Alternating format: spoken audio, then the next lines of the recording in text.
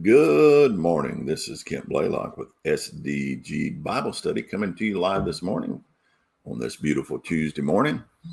We're thankful to be up and about and getting into God's Word this morning. This morning, we'll be continuing in our reading of God's Word in a chronological order. This morning, we're going to be in the book of Lamentations. There is some debate on who wrote the book of Lamentations. Many would say it was a continuation of the writings of Jeremiah because it's not stated in the book.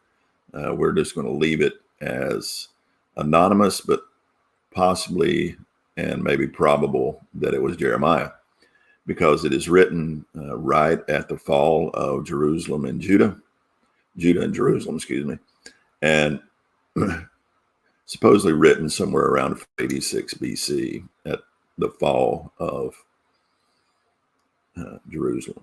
And also maybe some time in between that, maybe some 30 years, but probably close to the events because it seems like we're given an eyewitness account of the fall of Judah and Jerusalem.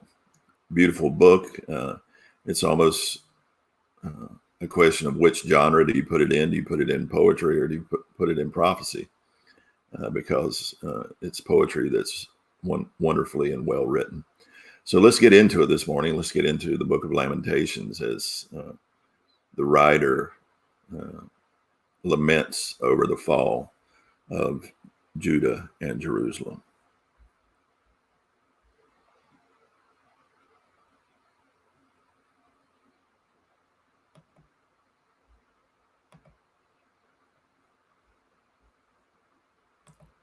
Lamentations chapter 1.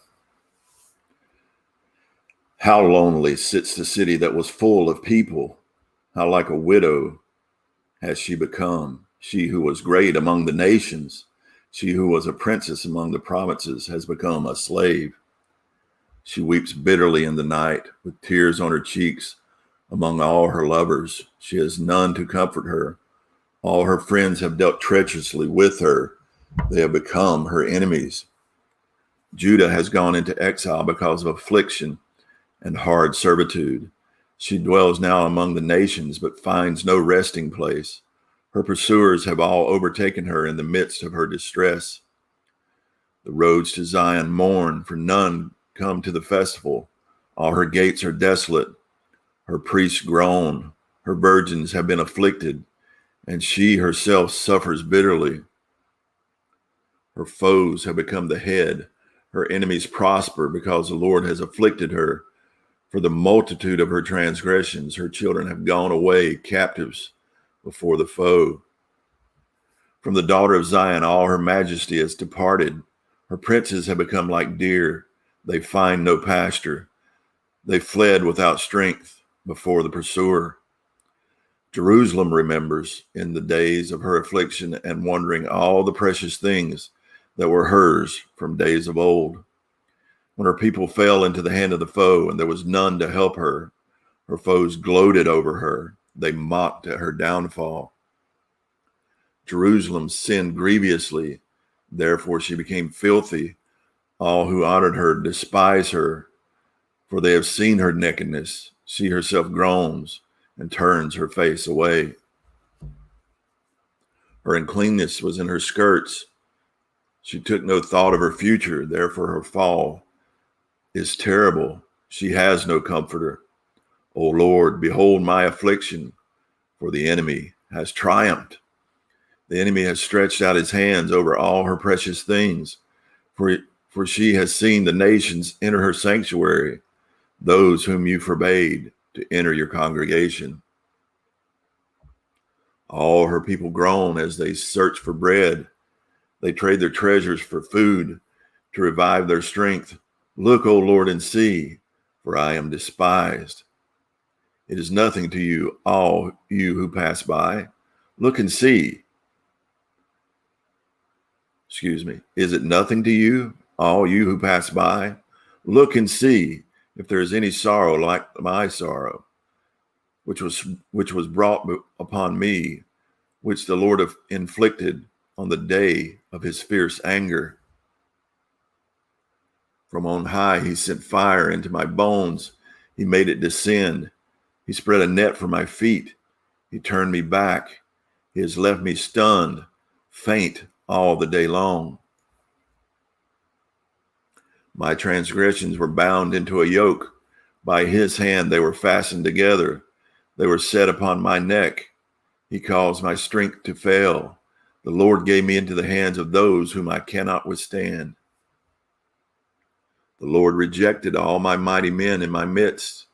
He summoned an assembly against me to crush my young men. The Lord has trodden, as in the winepress, the virgin daughter of Judah.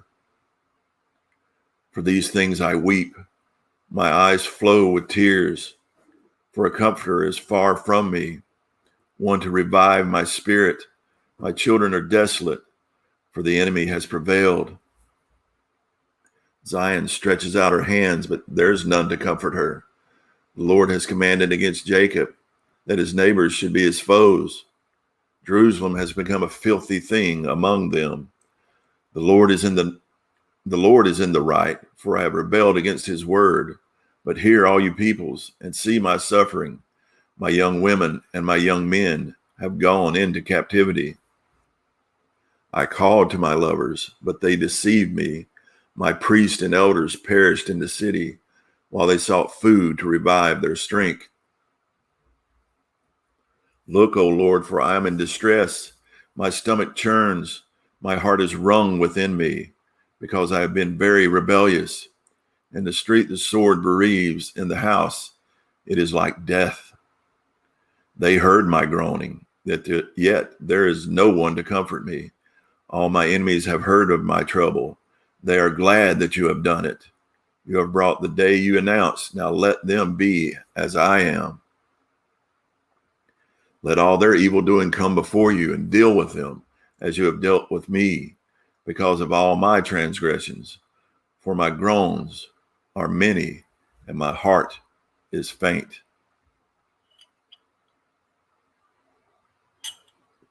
Chapter 2. How the Lord in his anger has set the daughter of Zion under a cloud. He has cast down from heaven to earth the splendor of Israel. He has not remembered his footstool in the day of his anger. The Lord has swallowed up without mercy all the habitations of Jacob. In his wrath, he has broken down the strongholds of the daughter of Judah. He has brought down to the ground in dishonor the kingdom and its rulers. He has cut down in fierce anger all the might of Israel. He has withdrawn from them his right hand in the face of the enemy. He has burned like a flaming fire in Jacob, consuming all around. He has bent his bow like an enemy, with his right hand set like a foe, and he has killed all who were delightful in our eyes. In the tent of the daughter of Zion, he has poured out his fury like fire. The Lord has become like an enemy. He has swallowed up Israel. He has swallowed up all its palaces. He has laid in ruins its strongholds, and he has multiplied in the daughter of Judah mourning and lamentation. He has laid waste his booth like a garden, laid in ruins his meeting place. The Lord has made Zion forget festival and Sabbath, and in his fierce indignation has spurned king and priest. The Lord has scorned his altar, disowned his sanctuary. He has delivered into the hand of the enemy the walls of her palaces. They raised a clamor in the house of the Lord as on the day of festival. The Lord determined to lay in ruins the wall of the daughter of Zion. He stretched out the measuring line. He did not restrain his hand from destroying. He caused rampart and wall to lament. They languished together. Her gates have sunk into the ground. He has ruined and broken her bars. Her king and princes are among the nations. The law is no more, and her prophets find no vision from the Lord. The elders of the daughter of Zion sit on the ground in silence. They have thrown dust on their heads and put on sackcloth. The young women of Jerusalem have bowed their heads to the ground. My eyes are spent with weeping. My stomach churns. My bile is poured out to the ground because of the destruction of the daughter of my people, because infants and babies faint in the streets of the city. They cry to their mothers, "Where is bread and wine?" as they faint like a wounded man in the streets of the city, as their life is poured out on their mother's bosom. What can I say for you? To what compare you, O daughter of Jerusalem? What can I liken to you that I may comfort you, O virgin daughter of Zion? For your ruin is vast as the sea. Who can heal you? Your prophets have seen for you false and deceptive visions. They have not exposed your iniquity to restore your fortunes, but have seen for you oracles that are false and misleading. All who pass along the way clap their hands at you. They hiss and wag their heads at the daughter of Jerusalem. In this city that was called the perfection of beauty, the joy of all the earth. All your enemies rail against you. They hiss, they gnash their teeth. They cry, "We have swallowed her." Ah, this day we long for. Now we have it. We see it. The Lord has done what he purposed. He has carried out his word, which he commanded long ago. He is thrown down without pity. He has made the enemy rejoice over you and exalted the might of your foes. Their heart cried to the Lord, O wall of the daughter of Zion. Let tears stream down like a torrent, day and night. Give yourself no rest, your eyes no respite. Arise, cry out in the night, at the beginning of the night watches. Pour out your heart like water before the presence of the Lord. Lift your hands to him for the lives of your children who faint for hunger at the head of every street. Look, O Lord, and see. With whom have you dealt thus? Should women eat the fruit of their womb, the children of their tender care? Should priest and prophet be killed in the sanctuary of the Lord? In the dust of the streets lie the young and the old. My young women and my young men have fallen by the sword. You have killed them in the day of your anger, slaughtering without pity. You summon, as if to a festival day, my terrors on every side. And on the day of the anger of the Lord, no one escaped or survived. Those whom I held and raised, my enemy destroyed. That's going to conclude our reading from Lamentation this morning, Lamentation 1 and 2, as we see the judgment of God being poured out on Jerusalem and Judah because of their sin against God, their iniquity, and their rebellious hearts, turning their face from God, listening to false prophets instead of God's prophets. And judgment has come. Hope you'll have a blessed day today as you enjoy the day that God has given you. Give him all the glory in it, for he alone is truly worthy of glory. Soli Deo Glory.